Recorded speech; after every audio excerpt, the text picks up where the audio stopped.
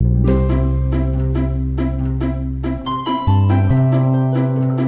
everyone, Namaste. My name is CA Pravesh, and in this episode we are going to discuss about the marginal cost of capital. We are in the series of doing the cost of capital in financial management for intermediate level students and final level students. And the students who are pursuing commerce can also see this video for understanding the marginal cost of capital. तो चलो शुरू करते हैं. Marginal cost of capital का मतलब क्या होता है? If the company raises some more funds, already company के पास एग्जिस्टिंग कैपिटल है और कंपनी नया प्रोजेक्ट करने के लिए या एग्जिस्टिंग प्रोजेक्ट को एक्सपैंड करने के लिए एक्स्ट्रा एडिशनल कैपिटल डिमांड करता है, तो उसके लिए it will find some new sources, and वो न्यू सोर्स जो है, जितने भी नया कैपिटल रेज करेगा वो उस कैपिटल का कॉस्ट क्या है, that is called marginal cost of capital. इसका नाम जो है नेमिंग कन्वेंशन, इससे मैं I am not satisfied with this one.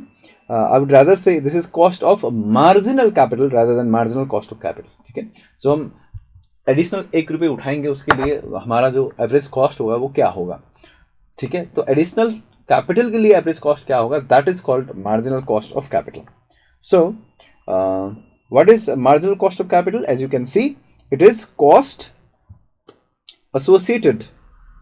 associated with raising additional fund. This one is very important.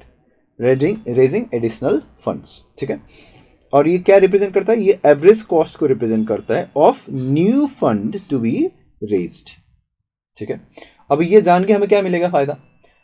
जो नया सोर्स हम ढूंढ रहे हैं उसका कॉस्ट क्या है, ये जान के क्या फायदा होगा? डेफिनेटली हमें फाइनेंशियल डिसीजंस लेने में मदद मिलेगी, हमें इन्वेस्टमेंट को एनालिसिस करने में, और कोई भी प्रोजेक्ट है, कोई भी प्रोजेक्ट की प्रॉफिटेबिलिटी मेजर करने में हमें मदद मिलेगा. क्यों?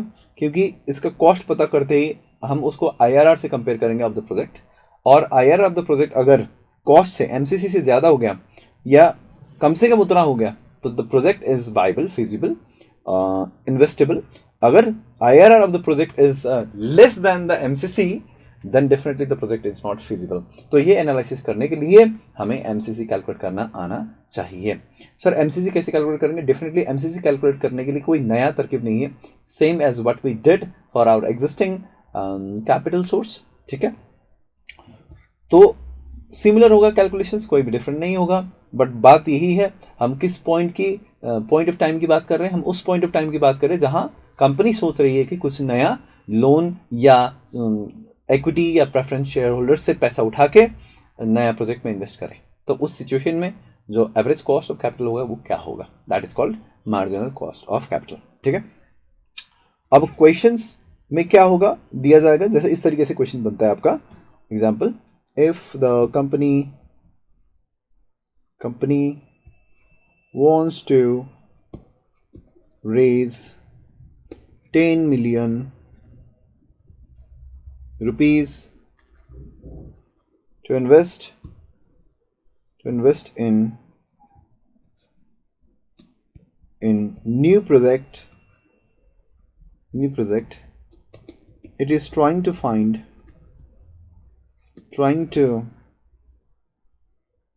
be funded in following manner. इस तरीके से फंड उठाने की सोच रहा है. Equity share capital may be 3 million, और रिटेन्ड अर्निंग से 1 million, प्रेफरेंस शेयर कैपिटल से 12% वाले 2 million. ठीक है, और 10% डिवेंचर्स से it is trying to reach 4 million. तो इस तरीके से 10 million पैसा उठाने की कोशिश कर. these funds are new. ये कंपनी को उठाना है अभी. ठीक है, 3 1 4 2 6 4 10. ठीक है, these funds are new. इनका अलग सा कॉस्ट होगा. जो कंपनी का एग्जिस्टिंग कैपिटल होगा उसका कॉस्ट फर्क होगा, जो पैसा बाहर से हम एडिशनल मनी लेकर आ रहे हैं उसका कॉस्ट अलग होगा. तो it can have different cost. Maybe KE is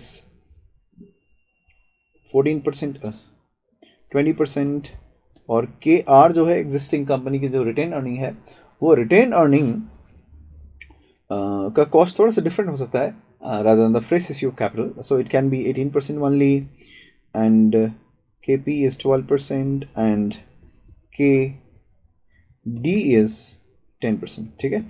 अब इस केस में हम MCC कैसे कैलकुलेट करेंगे? MCC पहले तो ये कॉस्ट आ गया, उसके बाद हम वेट हम कैलकुलेट करेंगे जितना पैसा उठाया उसी बेसिस पे. ठीक है. इसमें मार्केट वैल्यू बोलो, बुक वैल्यू बोलो, एवरीथिंग विल बी सेम. ठीक है. तो जो पैसा उठा है, weight will be calculated on the basis of the amount of money raised, calculated on the basis of proportion of amount of money raised. ठीक है. It will be calculated on the basis of proportion of amount of money raised. तो इसका weight क्या होगा? 3/10. This is 0.30. It will be 0.10. This will be 0.20, and this is 0.40. ठीक है.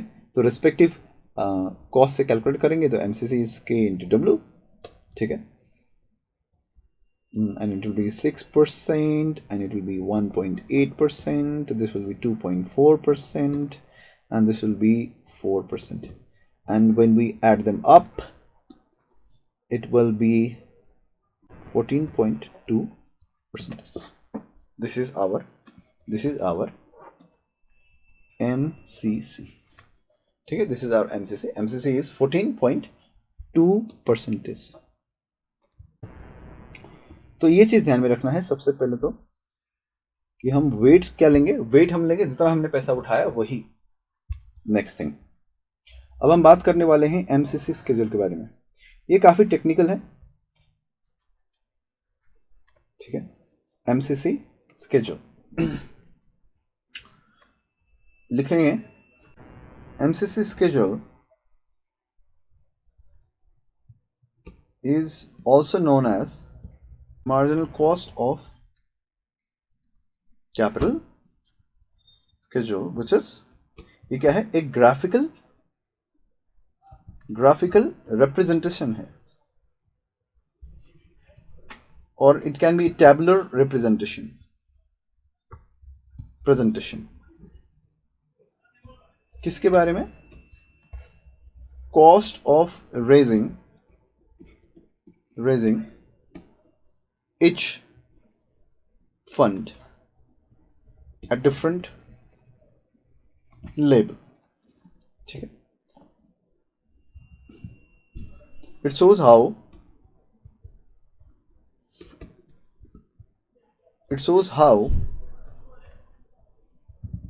the cost of capital changes as a company raises additional funds or capital. ठीक है. Company जब additional funds और कैपिटल रेज करता है तो उसका कॉस्ट जो है वो कैसे बदलता है. ठीक है. मैं आपको एक एग्जांपल देता हूँ. ऐसा हो सकता है कि इक्विटी शेयर कैपिटल उठाने के लिए इक्विटी शेयर होल्डर्स ने क्या बोल दिया, आप अप टू 200 करोड़ हमसे 18% में पैसा ले जा सकते हैं. यानी कि we will expect up to 200 crore of money invested in your company, will expect 18%. But beyond above 200 crore जो भी पैसा आप मुझसे ले जाओगे, वी विल एक्सपेक्ट 20%. ये क्या हुआ?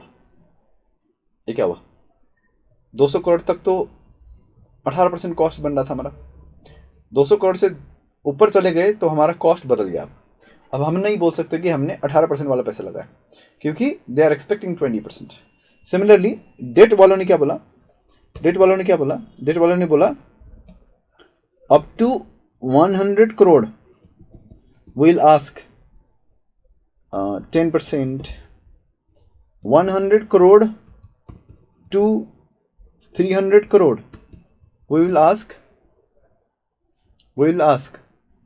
12%. Beyond 300 crore we will ask 14%. ठीक है. ये डेट वालों ने बोल दिया. Okay. Now you are asked to show the marginal cost of capital schedule, ठीक है। प्रोवाइडेड आपको एक चीज दिया रहेगा, प्रोवाइडेड हमारा जो भी प्रोजेक्ट है, एनी प्रोजेक्ट, उस प्रोजेक्ट में कैपिटल स्ट्रक्चर क्या रहेगा। So we will have to keep the capital structure fixed, ठीक है। कैपिटल स्ट्रक्चर क्या रहेगा, यानी कि डेट और इक्विटी का जो पैसा है वो किस प्रोपोर्शन में लगेगा, ठीक है। This will be provided. So provided the capital structure will remain fixed, ठीक है। For example debt equity ratio will be 1:1, that is 50% debt and 50% equity, ठीक है। इस तरीके से हमें पैसा रेज करना है। नाउ एमसीसी स्केड्यूल का मतलब ये बना कि आपको उस स्केड्यूल पे क्या करना है, किस लेवल तक ओवरऑल कैपिटल का, किस लेवल तक आपका average cost of capital same रहेगा और उसके बाद चेंजिंग लेवल क्या होगा। सो हर बार जब ये एवरेज कॉस्ट चेंज हो रहा होगा तो आपको वो दिखाना है कि यहां तक कॉस्ट सेम रहेगा, उसके बाद कॉस्ट बदलेगा अगले लेवल तक, अगला रेंज तक, उसके बाद फिर जो कॉस्ट होगा उस रेंज के अंदर सेम रहेगा। जैसे ही उसका जो मैक्सिमम लिमिट है वो क्रॉस हो जाएगा, फिर उसका कॉस्ट भी क्रॉस हो जाएगा।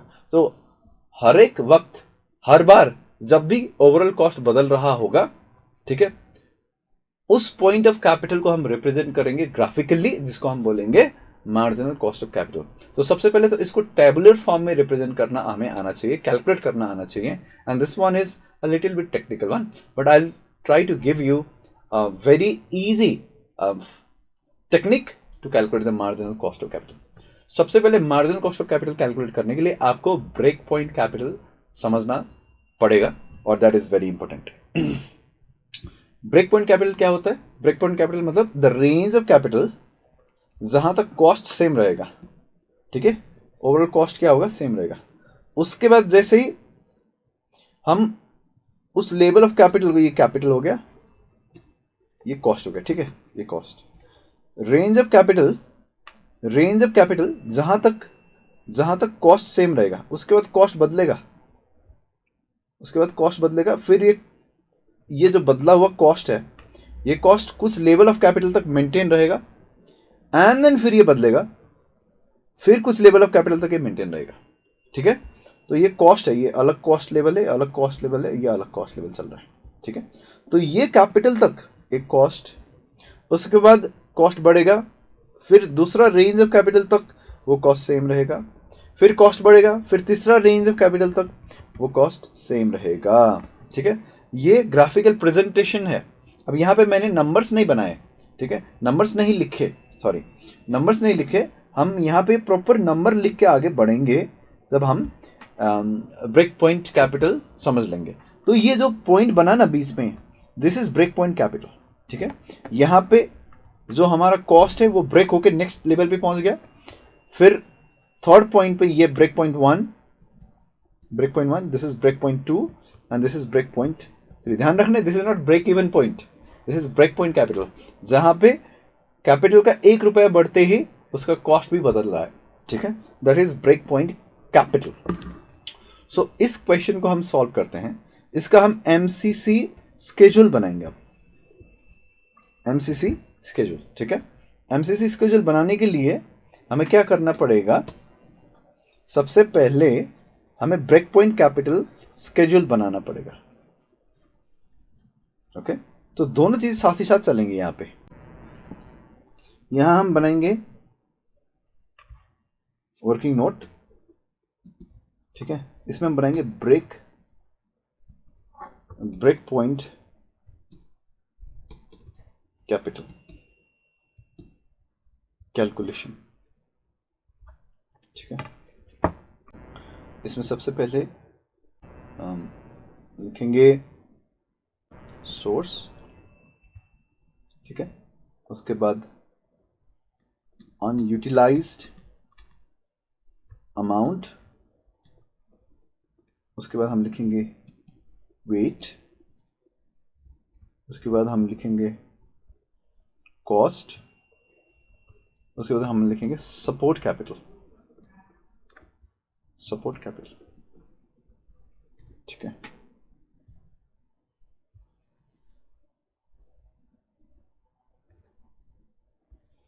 ठीक है, एक ये, और दूसरा साथ ही साथ हम बनाएंगे जो हमारा एमसीसी शेड्यूल, एमसीसी स्केड्यूल, ठीक है। ये हमारा साथ ही साथ बनता जाएगा। इसमें हम सबसे पहले लिख देते हैं break point capital, break point capital लिखेंगे, ठीक है। उसके बाद हम लिखेंगे सोर्स, ओके। उसके बाद हम लिखेंगे अमाउंट, उसके बाद हम लिखेंगे वेट, उसके बाद हम लिखेंगे कॉस्ट, उसके बाद हम लिखेंगे टोटल कॉस्ट, ठीक है। तो ये टेबल दोनों साथ ही साथ हमें बनाना पड़ेगा, ओके। इन दोनों टेबल को हमें अब कंप्लीट करना है। तो इसको मैं कर दूंगा 90%। चलो सबसे पहले समझते हैं कि ये क्या है। ये कहता है कि 200 करोड़ रुपए तक आपको 18% में इक्विटी कैपिटल मिल जाएगा, और अबव 200 करोड़ आपको 20% में इक्विटी कैपिटल एनी लिमिट आपको मिल जाएगा। डेट में 100 करोड़ तक 10% आपको कॉस्ट बेयर करना पड़ेगा।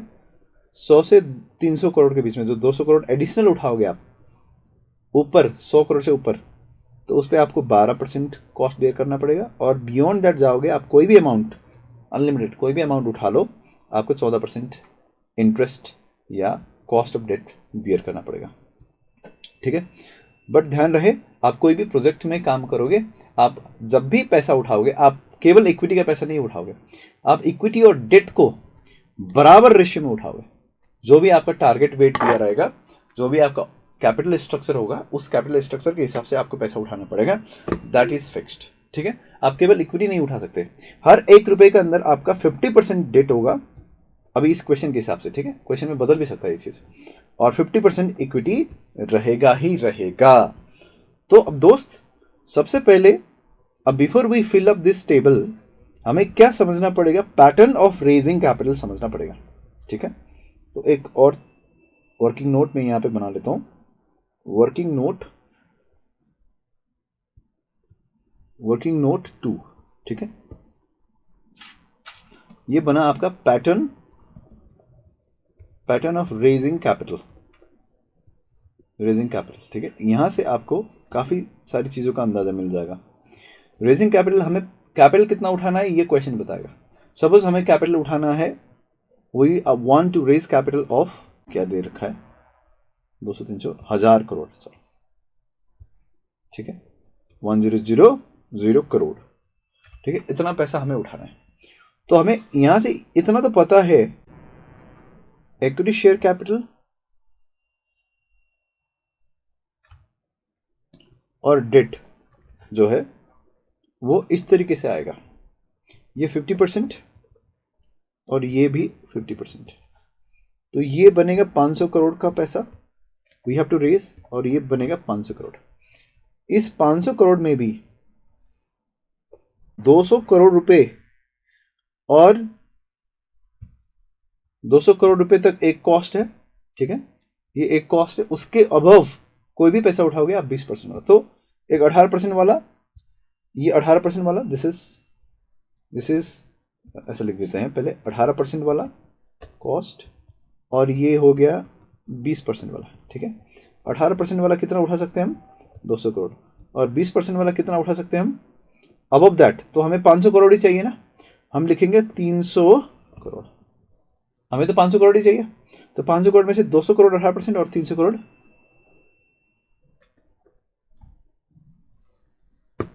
20% वाला, ठीक है। अब इधर आते हैं डेट में। डेट में क्या करना है? डेट में मेरे ख्याल से 3 पोर्शन है। तो रिक्वायरमेंट के हिसाब से डेट में क्या है 100 करोड़, 100 से 300, 300 से ऊपर, 100 10%, 100 से 300 12%, और 300 से ऊपर 14%। इस तरीके से हमें पैसा उठाना पड़ेगा, ठीक है। तो there are 3 portion up to 100 crore, next 200 crore, फिर नेक्स्ट कितना करेगा 500 करोड़ तक चाहिए, तो अगला भी क्या होगा, अगला भी 200 करोड़ ही होगा दोस्त, ठीक है। तो ये हो गया 100 करोड़ से 300 करोड़ तक का। इसका कॉस्ट क्या है, इसका कॉस्ट ओके, हम पहले इसका कॉस्ट लिख देते हैं ना, 10%,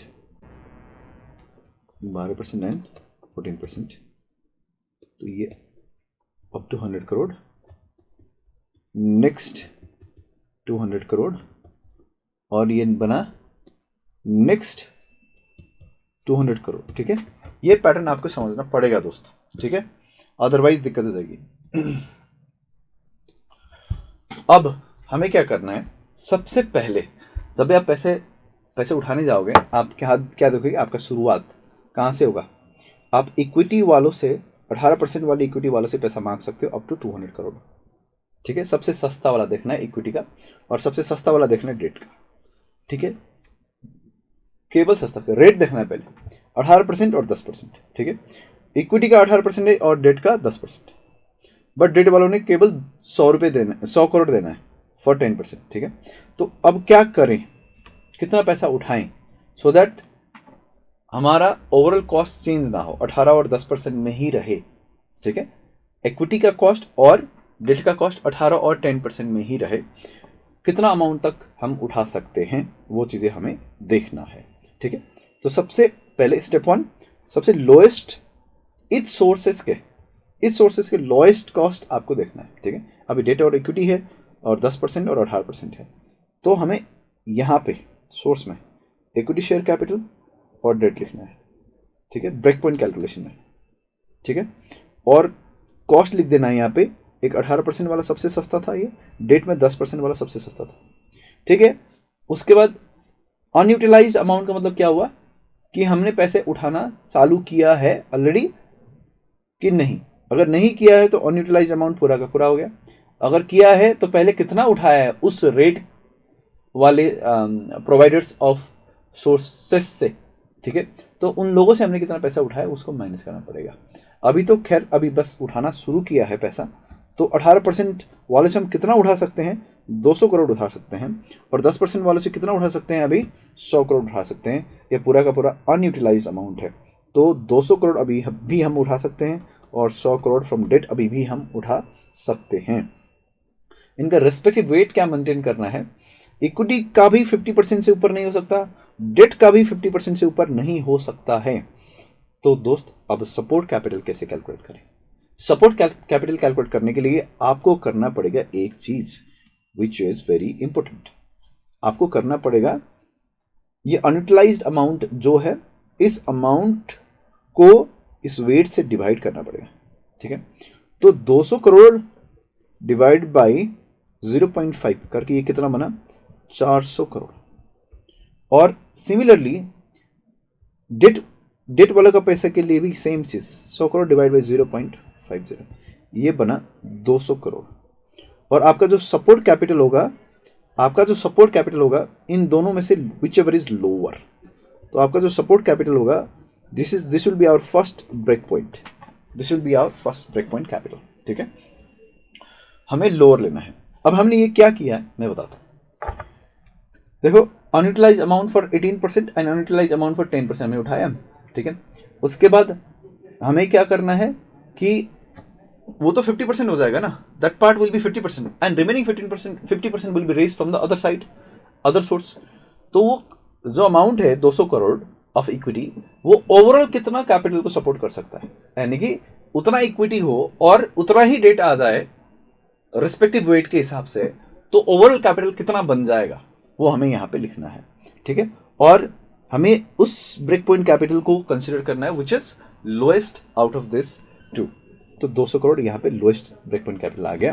तो इसका मतलब क्या बना, इसका मतलब बना up to 200 crore up to 200 crore of amount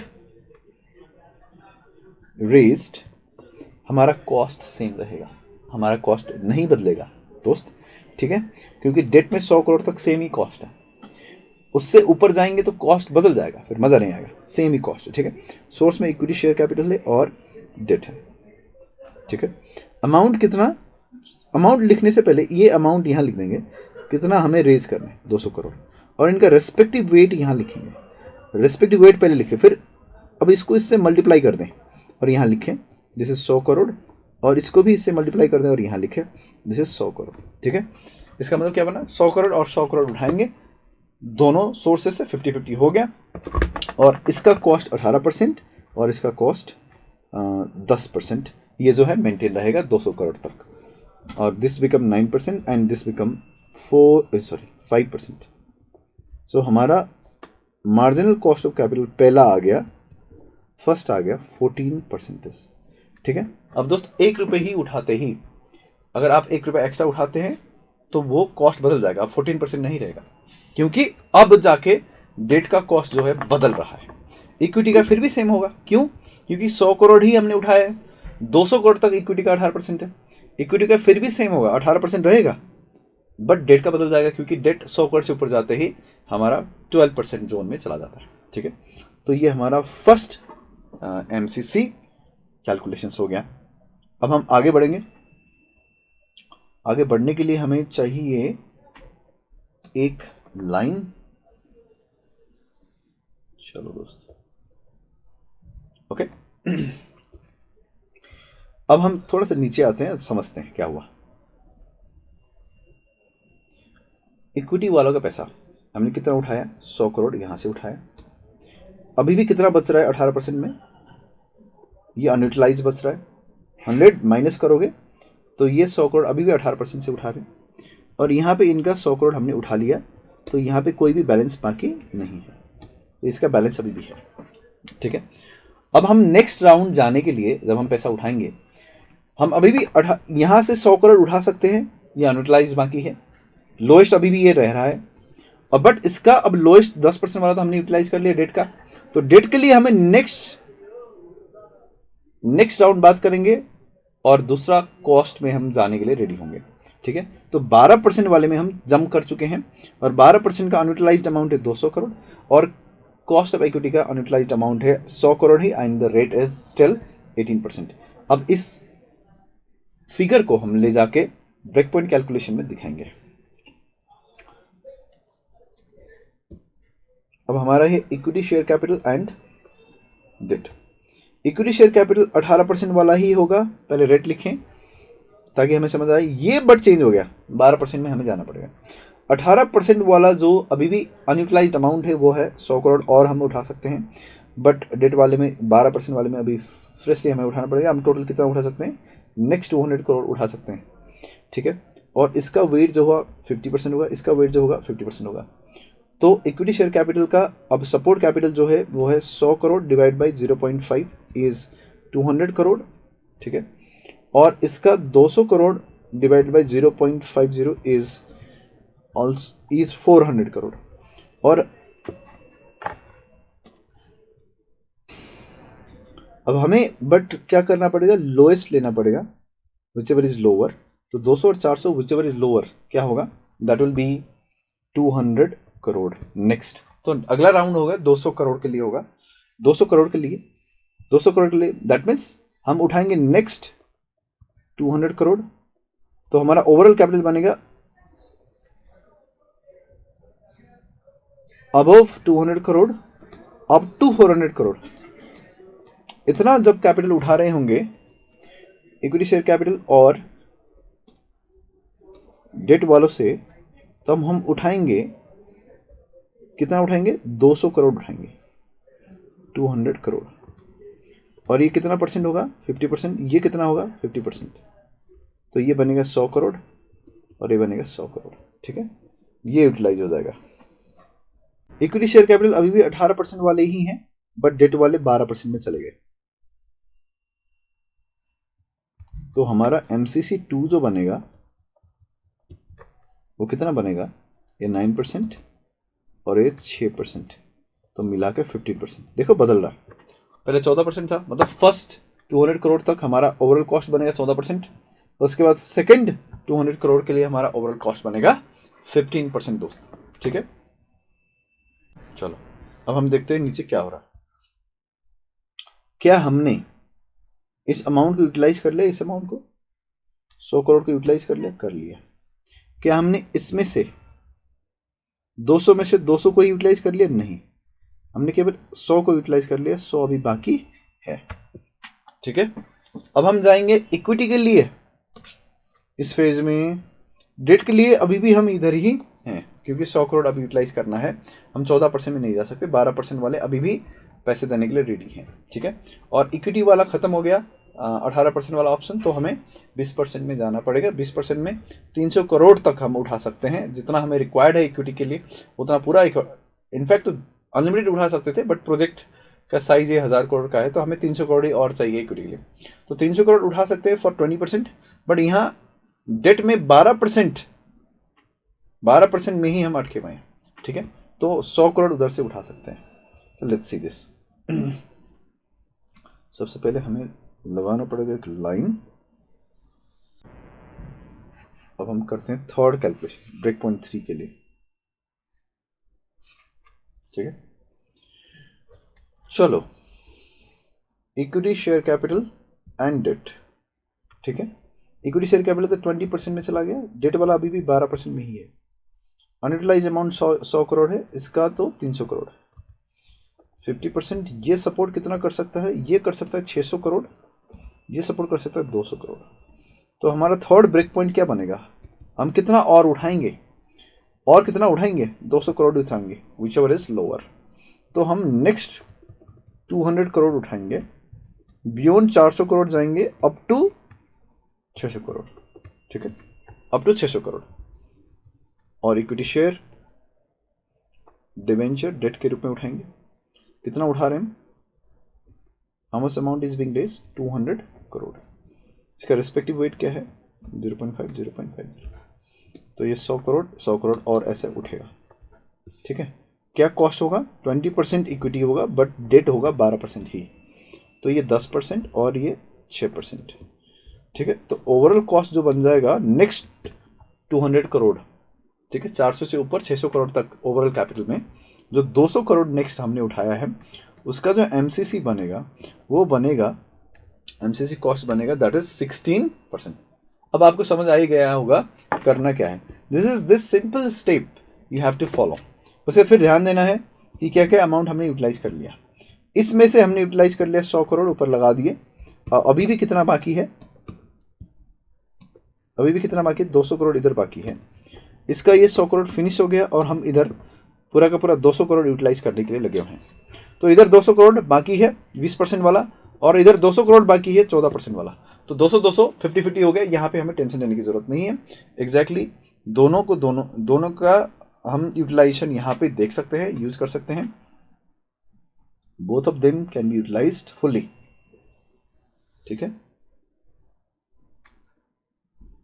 अब equity share capital and debenture या डेट। ठीक है, ये भी 200 करोड़ है, कितना परसेंट वाला? 20% वाला। और ये भी 200 करोड़ है, कितना परसेंट वाला? 12 या 14? 14% वाला। और इसका 50% कंट्रीब्यूशन है, इसका भी 50% कंट्रीब्यूशन है ओवरऑल कैपिटल में। तो ये भी 400 करोड़ का कैपिटल सपोर्ट करता है, ये भी 400 करोड़ का कैपिटल सपोर्ट करता है। यानी कि हमारा थर्ड ब्रेक पॉइंट होगा, वो होगा 400 करोड़। ठीक है, अब हम देखते हैं नेक्स्ट 400 करोड़ में क्या होगा। यानी कि अबव 600 करोड़ टिल 1000 करोड़ क्या होगा? Equity share capital and debt. 400 crore, sorry 200 crore इधर से उठाएंगे, 200 करोड़ इधर से उठाएंगे, डेट और इक्विटी से, तो मिला के हो गया 400 करोड़ हमने उठाना है 50-50। ओके, और इसका कॉस्ट होगा 20%, इसका कॉस्ट होगा 14%, ये 10%, ये 7%, और हमारा जो फोर्थ एमसीसी आ गया है दैट इज 17%। आप देख सकते हैं every time we have raised money the overall cost have changed. Without overlapping, we have prepared a MCC schedule. ठीक है, चलो दोस्त, मैं इसको थोड़ा सा मिनिमाइज कर देता हूं ताकि आप लोग इसको कॉपी कर पाए. ओके, स्नैपशॉट ले सकते हैं इसका.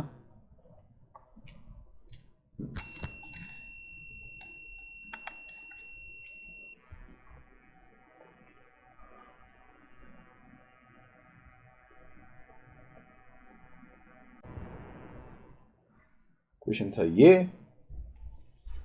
ठीक है. This was the question.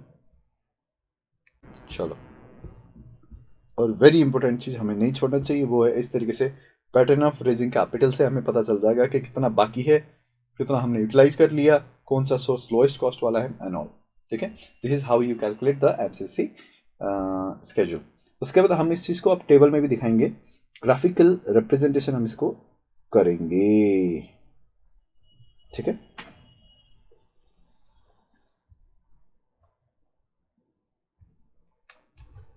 Okay. ये जो वाई एक्सिस जो है, इसमें हम लिखेंगे कॉस्ट ऑफ कैपिटल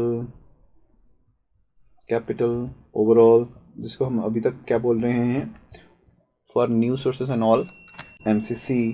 ठीक है, उसके बाद यहां पे हम लिखेंगे capital amount. As we can see, अब यहां पे रेंजेस क्या बनेगा, रेंजेस इस टेबल को देख के बनेगा, एमसीसी स्केड्यूल को देख के बनेगा. ठीक है, क्या हुआ, 200 करोड़, नेक्स्ट 200 करोड़, फिर 200 करोड़, फिर 400 करोड़. ठीक है, 200 200 200 400. ठीक है, तो यहां पे मैं कर देता हूं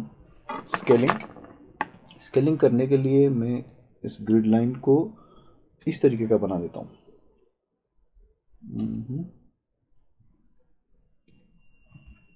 ठीक है, तो दिस इज 200 200 200 1 2 3 4 5 6 400. ठीक है, 200 करोड़, 400 करोड़, 600 करोड़, और ये हो गया 1000 करोड़. ये गैप जो है 200 200 का. तो और यहाँ पे हम रेट लिख देंगे, कहाँ से शुरू कर, hour rate has started from 14%, right, 14 15 16 and 17. चलो, लेट्स से दिस इज 2 4 6 8 10 12 14 16. तो 2 4 6 8 10, इसको बोलते हैं 10. ठीक है, ये 10 हो गया. उसके बाद ये हो गया 12. ठीक है, उसके बाद ये हो गया 14. उसके बाद ये हो गया 16. ठीक है, ये यहाँ तक पहुँचा देते इसको 16, और यहाँ ये हो गया 18. 18 तक तो नहीं गया ना, हमारा 17 पर ही है. ठीक है, चलो, 14 से शुरू हो रहा है, 14 15 16 17 14. तो ये जो आया यहाँ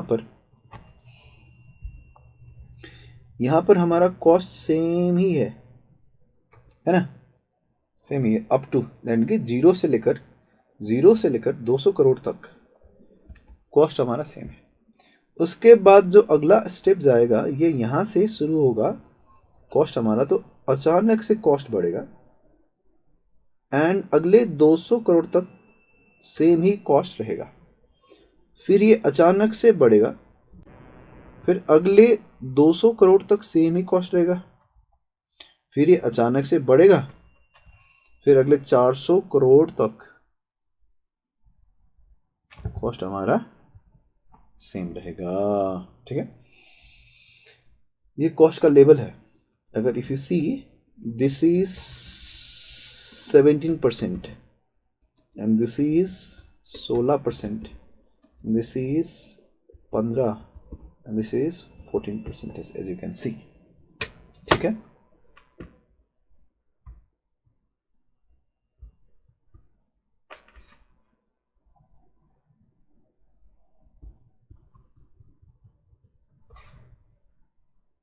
इस तरीके से हम एमसीसी स्केड्यूल को ग्राफिकली भी प्रेजेंट कर सकते हैं। ठीक है, इससे समझ आ जाएगा कि कौन से रेंज तक हमारा कॉस्ट क्या होगा। This how you show MCC schedule graphically. So MCC schedule. ठीक है, चलो दोस्तों, इसके साथ साथ हमारा कॉस्ट ऑफ कैपिटल का रिवीजन यही कंप्लीट होता है। You can go through all this video once again, क्योंकि पार्ट बाय पार्ट है, तो एक साथ इकट्ठा सारा अगर वीडियो आप एक बार और देख लेंगे तो you will get the grab of it in bird eye view. So keep studying, keep enjoying, have fun, enjoy your day.